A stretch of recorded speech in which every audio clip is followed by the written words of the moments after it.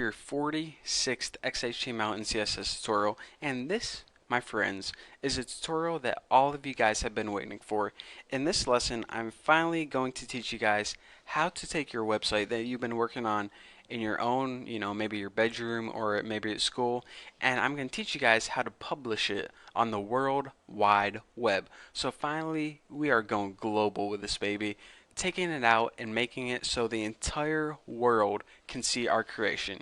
So let's go ahead, enough of me talking, let's go ahead and get started.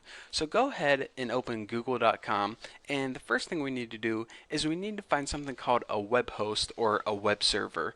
So in order for everyone to have access to our website, we just can't keep it on our computer because I would hope no one else has access to your computer, because if everyone in the world has access to that little dinky computer in your room, then it would blow up in like 3 seconds. So we need to take those web files and put them on something called a web server.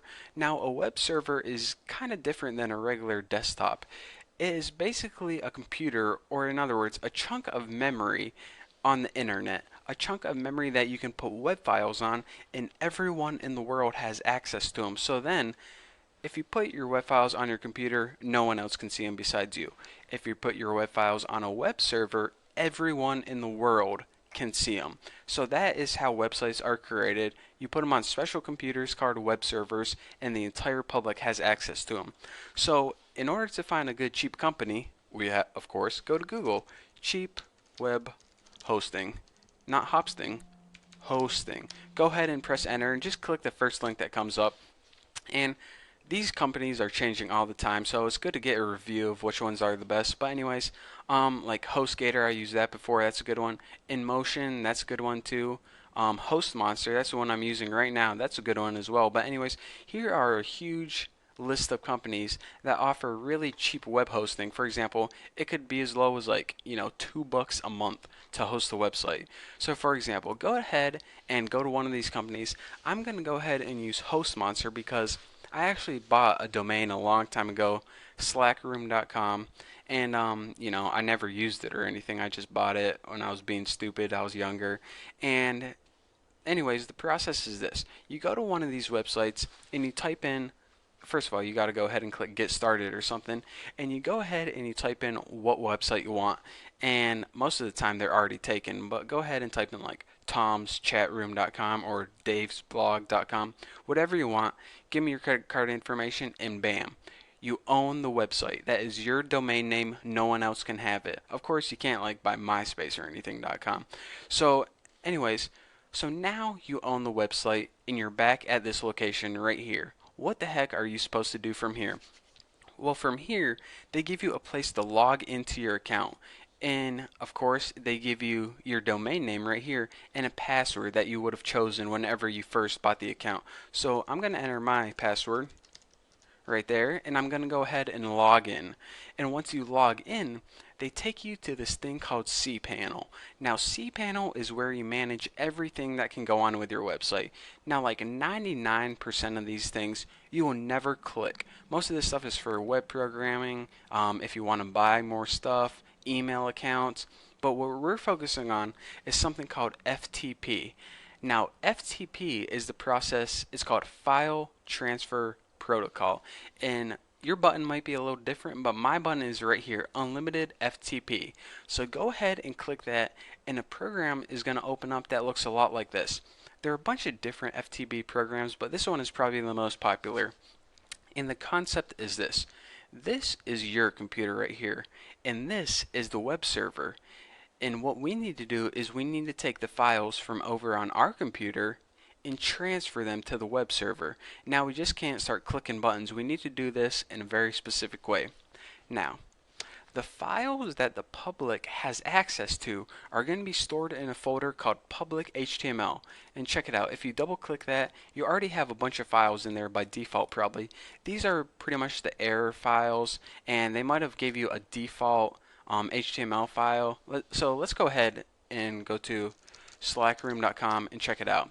See, this is the default homepage they give you because, you bought the website. They just wanted to give you something to stick up there, make you buy a bunch of ads. But what we want to do is we want to put our homepage that we made on this domain because we paid good money for it. So let's get our documents on there. So anyways, all of your files are going to go in this public HTML folder.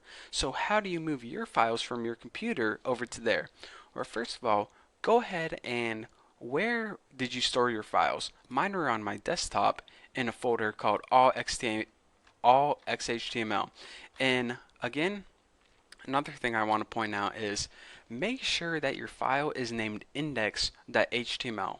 By default, whenever a browser goes to the website, they're going to scroll through this public HTML folder and they're going to look for a file that says index.html. That's why it was so crucial to name it index.html. If there's no index.html file, then it's going to say, website does not exist or something like that. So make sure that you have at least one web page named index.html. This is going to be your home page. So anyways, all you have to do is select that index.html file and press this upload selected files button or the right button. This transfers the file from your computer to the web server. And now your file, check it out, is on the web server. So you pretty much moved it from your computer to the web server. Easy enough.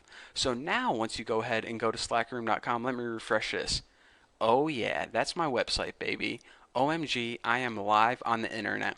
So this is actually a real website that I just went to. Now anyone in the world can go to slackroom.com, press enter, and check it out. My website pops up. And again, I only uploaded one web page, but that is how you upload entire websites to the web server. So it's pretty simple. And then again, anytime you want to update your website, just go ahead in your text editor, change your index.html file, and then come back in here, upload it again. It says, do you want to overwrite it? Yes. It uploads it again, and it would be changed. So anyways, that is the basics of how you take a website that you created on your computer and upload it so the world can see. Again, a couple of these things might be different. There are different types of cPanels, different versions. This FTP right here, this is the most common one, but there are different type of FTPs, but they're all basically the same. That's the main concept behind the entire internet, putting files on web servers so everyone has access to it. So anyways, that's all I have for you guys for now, and that basically sums up web development and all the basics that we need to cover.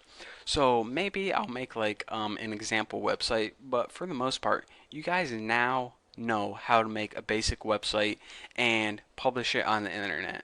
Pretty cool, huh? So, if you watch all these tutorials, it only took you a couple hours, and look how much you learned. So from now, or from here rather, I would recommend that you learn a language called JavaScript. JavaScript is how you make web pages smarter, more interactive, more fun. Or what I would recommend is learning a language called PHP. If you want to build games and social networking sites, then PHP is an awesome start. But for now, again, I want to thank you guys so much for sticking with me in these tutorials.